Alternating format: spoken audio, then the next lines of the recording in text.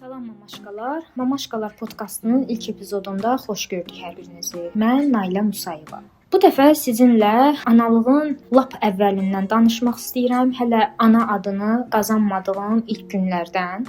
Hansı ki, içimdə böyük fırtınalar qopurdu və həmin o günlərə yenidən qayıtmaq istəyirəm, xatırlamaq istəyirəm və öz təcrübələrimi sizinlə bölüşmək istəyirəm. Hər kəs unikaldır və hər kəs fərqli cürə keçirdir hamiləliyini. Mənim sırf öz təcrübəmdən yola çıxdığım təcrübələrimi hal-hazırda paylaşıram. Çünki hiss elədim ki, ətrafımdakı biz qızlarla söhbət edəndə və yaxud kimsə yeni hamilə olursa, öz həyəcanını, suallarını verəndə mən həmişə çox həyəcanla bunu danışıram və fikirləşdim ki, niyə də bunu hər kəslə paylaşmayım. Düşünürəm ki, bəlkə də təcrübələrim kiməsə maraqlı gələr və faydalı olar. Birinci onu demək istəyirdim ki, bizə uşaq vaxtımızdan həmişə belə bir fikir formalaşdırıblar ki, qadınlar ana olmaq istəyi qadınlarda instinktivdir və hər bir qadın uşaqları sevməlidir. Ancaq ki, bu məndə belə olmayıbdı.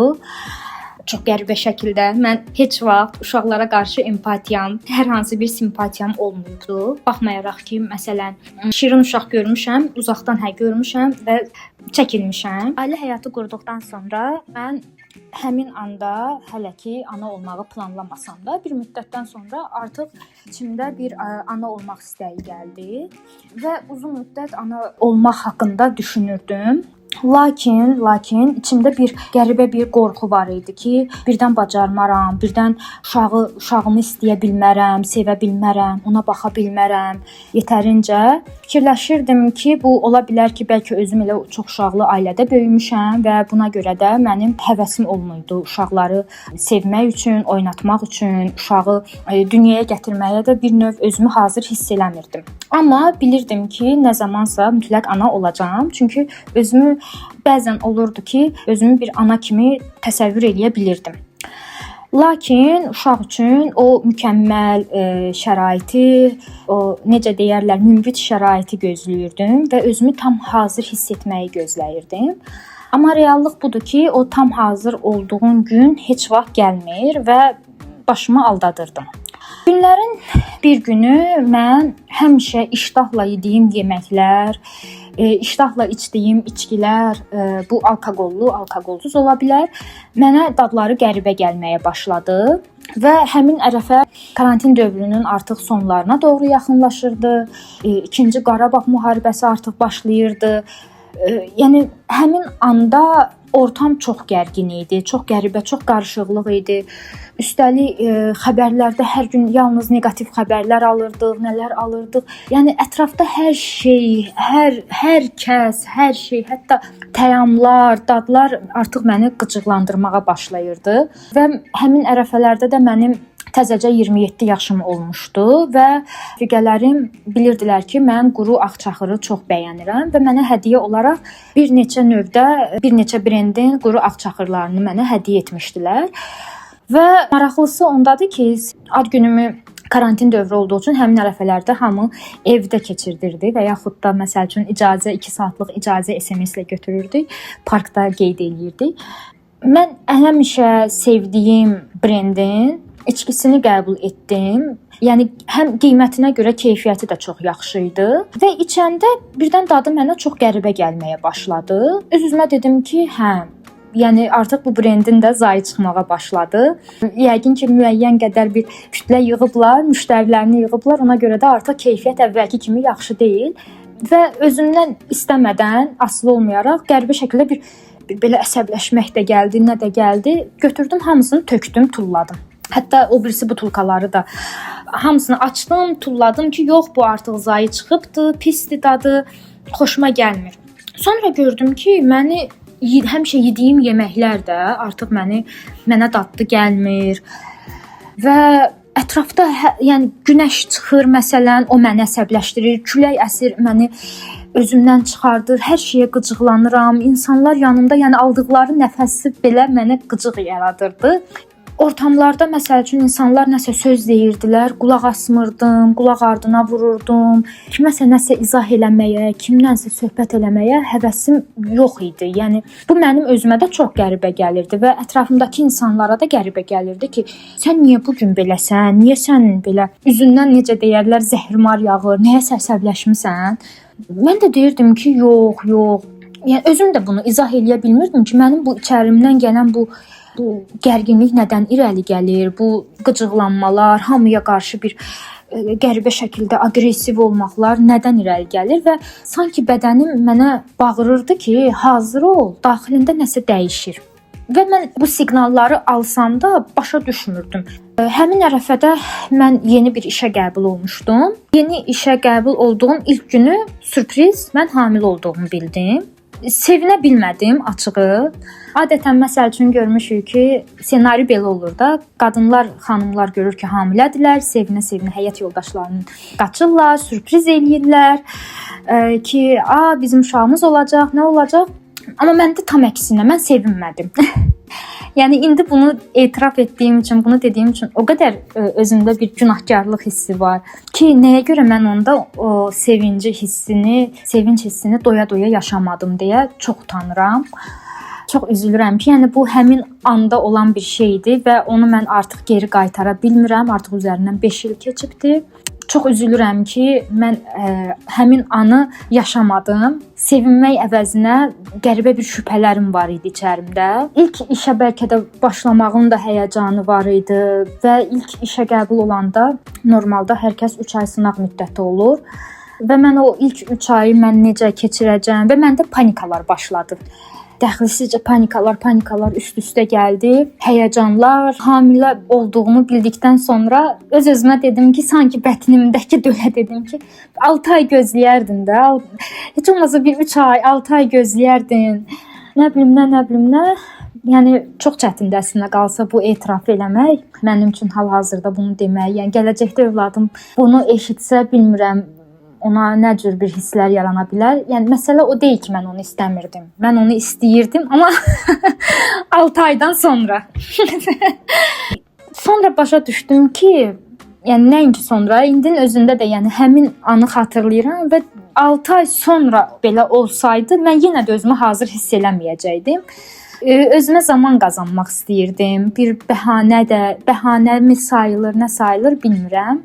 Sonra mənə tanışım dedi ki, bəs sənin gələn il 28 yaşın olacaq. Sən ana olanda artıq sənin 28 yaşın olacaq. Sən hansı yaşda ana olmaq istəyirdin ki? Bu sual məni elə bil ki bir qapaz oldu başıma. Elə ayıldım ki, doğrudan axı mənim gələn il 28 yaşım olacaq. Məsəl üçün mənə bu fürsət verilibdi. Mən ana oluram. Mən nəyə görə bu fürsəti dəyərləndirmirəm? Mən nəyə görə sevinmirəm? Yəni bu dünyada ilk ana olan sən deyilsən. İnsanlar daha çətin şəraitdə, yəni ana olurlar və yaxud da ki elə qadınlar var ki, illərlə əlləşirlər, vuruşurlar ana olmaqdan ötürü və bunu əldə eləyə bilmirlər. Sən isə bu xoşbəxtliyi sevinmək əvəzinə belə reaksiya verirsən və bunu işə bağlayırsan. Bəlkə də onun özü də bir bəraətdir sənin üçün, bir bəhanədir ki, iş həmişə olur, amma bu analıq statusunu qazanmaq hər kəsə nəsib olmur. Və bunu dəyərləndirmək lazımdır. Ondan sonra özümə gəldim, özümü sakitləşdirdim və artıq qarşımda əvvəlki Nailə deyildi, artıq ana olmağa hazırlaşan bir Nailə idi. Karantinin pik həddi idi, pik günləri idi, müharibə xəbərləri gəlirdi, hər gün xəbərlərdə izləyirdik. Bu neqativ xəbərlər məni daha da bir panikaya, həyəcana qatırdı. Uşaqlığım gözümün önündən keçdi, gördüyüm çətinliklər, travmalar başladı beynimdə canlanmağa və mən necə ana olacağam deyə bu suallar məni boğurdu. Üstəlik hazır hiss etmək həm də büdcə məsələsi də biraz məni təşvişə salırdı ki, məsələn uşağı dünyaya gətirəndə hansı həkimi seçməliyəm? Çünki mən heç həkim də bilmirdim. Kimə yaxınlaşmaq olar, hara gedim, yaxşı mütəxəssislər hardadır, kimlərdir? Məni bir dənə o rahatlatdı ki, bizim bu sığortanın olması məndə bir növ bu həyəcanı azaltdı Əvvəldə qeyd etdiyim kimi yeni işə başlamışdım və yeni işdə hələ ki təbii ki heç kimə bildirmirdim. Sadəcə olaraq yeni işdə olmağın həyəcanı bir tərəfdən, ana olmağımın həyəcanı bir tərəfdən bir-birinə qarışmışdı. Hər qadın fərqli keçirdir ilk 3 ayı bildiyim qədərilə. Məndə qəribə şəkildə təzyiqim başladı aşağı düşməyə və baxmayaraq ki, qaytarmalar, baş gicəllənmələr olmasa da bir dəfə metroda ürəyim getmişdi. Təzyiqim sonra bildim ki, məndə təzyiqim çox aşağıdır və mən insanların danışıqlarını eşitmirdim. İnsanlar yanımda mənə söz deyirdilər. Məsələn, bir tapşırıq verilirdi işdən və yaxud da ətrafımdakı yaxınlarım mənimlə söhbət eləyirdilər. Mən onları eşitmirdim. Mən onların sadəcə dodaqlarından müəyyən etməyə çalışırdım ki, görəsən bu insan mənə nə deyir hal-hazırda. Cümlənin yarısını eşidirdim, yarısını eşitmirdim. Çox qəribə bir təcrübə idi. Və təzyiqim qalxsın deyə mən daha tez-tez həkimə gedirdim. Yəni həkim də bildirirdi ki, bu ilk 3 ay normaldır belə şeylər. Qida əlavələri, vitaminlər tövsiyə eləyirdi. Mən də bunu tətbiq eləyirdim, necə deyərəm. Ən maraqlı nüansı nə olubdu? Hamiləliyimin ilk dövrlərində mənim ən sevdiyim hissə ürək döyüntülərini eşitməkdir uzidən.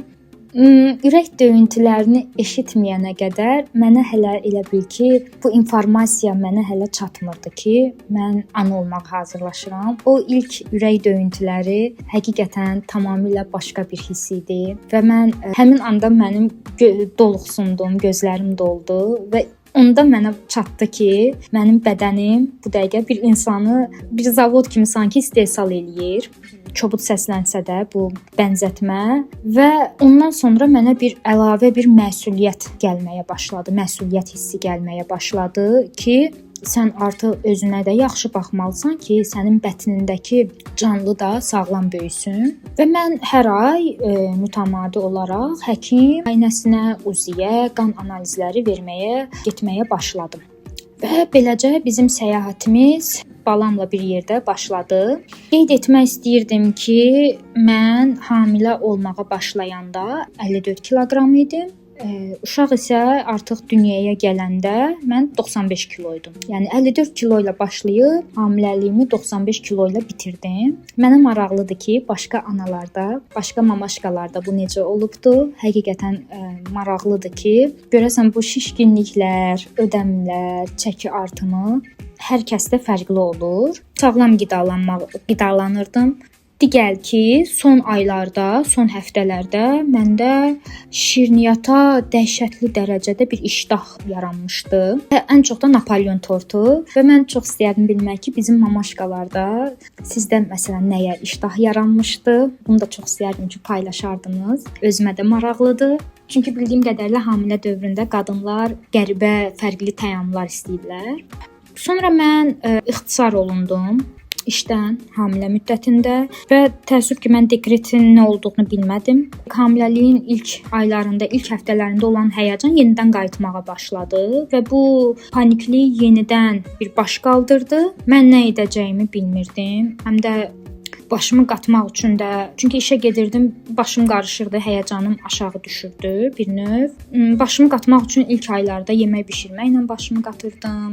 Gəzirdim parkda, kitab oxuyurdum. Müayinələr davam eləyirdi. Da orta həftələrdə sonra Dopplerə gedim. Doppler müayinəsində artıq gələcək övladımın bir növ ayaqlarını, əllərini, üzünü görəndə onda ilk ürək döyüntüsünü eşitdiyimdən daha çox bir həyəcan gəlməyə başladı ki, az qalıb artıq. Və artıq evimizin təmiri də bitmək üzrə idi. Elə təmirimiz bitmək üzrə olduqda gələcək övladımın rahatlığı üçün öz evimizə köçməyə qərar verdik və hətta bu prosesi tezləşdirdik ki, uşaq dünyaya gələnə qədər biz artıq evə yerləşək və birbaşa uşağı öz evinə gətirək, öz evimizə gətirək. Elə də oldu, şükür. Və bir ana kimi təbii ki, həmin ərəfədə narahat idim ki, görəsən uşaq dünyaya gəldikdən sonra necə olacaq? Elə həyəcan boğurdu ki, hər hansı bir çatışmazlıq, uşaqda nəsə. Yəni bu məncə bu təbiidir. Bu bütün analara gəlir bu instinktlər, bu düşüncələr və çox şükür sağ-salamat dünyaya gəldi övladımız. Uşaq əslinə qalsa övladımız may ərəfələrinə düşünülmüşdü. Ancaq ki mən son həftədə 2 gün dalbadal gedim. Nəyə görə? Çünki mən ətrafımda elə ana olmağa, mənimlə eyni ərəfədə ana olmağa hazırlaşan tanışlarla əlaqə saxlayırdıq ki, kimdə necə keçir, necədir, proseslər bir-birimizlə paylaşırdıqları və mən ətrafımda olan hər kəs qeyd eləyirdi ki, son həftələrdə elə bilirsən ki, bu dəqiqə bətindən çıxacaq uşaq, dayanmaq olmur, nə bilim nə. Mən də gördüm ki, məndə amma əksinə heç bir çox nadir hallarda tərpənmə olur, çox nadir hallarda orada bətində hərəkət olur və bu məni narahat eləməyə başladı. Mən getdim həkimə, həkim uzi oldu, həkimin özü də müayinə etdi, dedi hər şey yaxşıdır, narahat olma. Amma növbəti gün mənim içimdə bir qəribə bir narahatlıq daha da artdı. Əgər hiss elədinizsə, mən hamiləliyimin ilk günündən ta son gününə qədər ancaq narahatlıq keçirmişəm. Bilmirəm bu nədən irəli gəlir. Özümdən də çox bətnimdəki uşaq üçün. İkinci günü gedəndə artıq həkim bir növ qeyd elədi ki, mən artıq şübhələnməyə başladım ki, bəlkə ürək döyüntüsü yoxdur da, çünki hərəkət yox idi və bu mənə normal gəlmirdi. Hətta mən durub otura bilmirdim artıq, uzana bilmirdim. Qarnım normadan çox şişmişdi. Kənardan sanki bir əkiz övlad dünyaya gətirən qadının, hamilə qadının qarnına bənzəyirdi. Amma ki, yəni bu tək uşaqdır bətnimdə və bu nəyə görə belə normadan böyükdür? Digər ki, çəkisi də normal idi. Yəni normadan da böyük değildi və qarnımda heç bir hərəkətin olmaması bu məni qorxudu. Və 2 gün dalbadal mən UZİ-yə yollandım, həkimə yollandım. Həkim artıq mənə dedi ki, 36 həftə tamam olubdu. Gəl elə yaxşı elib gəlmisən. Dünən deyir çox maraqlıdır ki, bir şey narahatlıq görünməsə də qorxulu bir şey, ancaq tövsiyə edirəm ki, gələn həftə bunu tamamlayaq. Mən də razılaşdım. Mənə 2 dənə tarix verdi. Mən də ikisindən birini seçdim və aprelin 14-ü 2021-ci il saat səhər 10-un yarısı övladım dünyaya gəldi. Belə. Düzdür, çoxdur. İndi danışdıqca çoxlu nüanslar yadıma düşür. İstəmirəm çox uzadıb yorucu olsun podkast. Mövzu bunu ayırıb istəyirəm danışmaq. Çünki hər nüans ayrı bir mövzudur. Çox istəyirəm ki, siz də öz təcrübələrinizi bölüşərdiniz. Açığı mənim qorxularla, xaosla dolu bu hekayəm. İstəmirəm ki, yeni hamilə olan xanımlara qorxu yaratsın daha da. Bu sadəcə olaraq mənim öz təcrübələrimdir. Hər kəsdə yenə də dediyim kimi bu fərqli olur bu proseslər və ona görə də çox istərdim ki, artıq ana olan şəxslər və yaxud ana olmağa hazırlaşan xanımlar təcrübələrini şərh bölməsində bölüşsünlər və bir-birimizlə tövsiyələrimizi, təcrübələrimizi paylaşaq. Hələlik isə kofenizdən bir qurtum alın, özünüzə yaxşı baxın, çünki biz mamaşkalar hər şeyin ən yaxşısına layiqik. Hələlik.